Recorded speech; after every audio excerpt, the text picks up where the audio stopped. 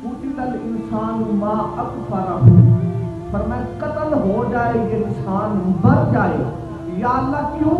فرمایا یہ بڑا ہی احسان فراموش ہے، یہ میرا رزق کھا کے بھی ناشکری کرتا ہے، میں اسے سب کچھ عطا کرتا ہوں پھر ناشکری کرتا ہے، میرے مصطفیٰ نے بھوکے رہ کر صبر کا مظاہرہ کر کر فقر کے اعلیٰ درجے پر کھڑے ہو کر اعلان کیا کہ کبھی خدا کی ناشکری نہ کرنا۔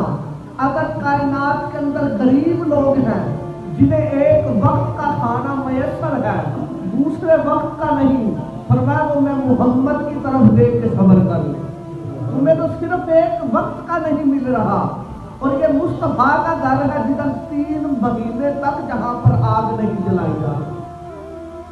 غزوہ خندق کے اندر میرے مصطفیٰ علیہ السلام کے صحابہ موجود تھے، وہاں پر جنگ ہو رہی تھی، جو نظام تھا غزوہ خندق کا وہ چل رہا تھا۔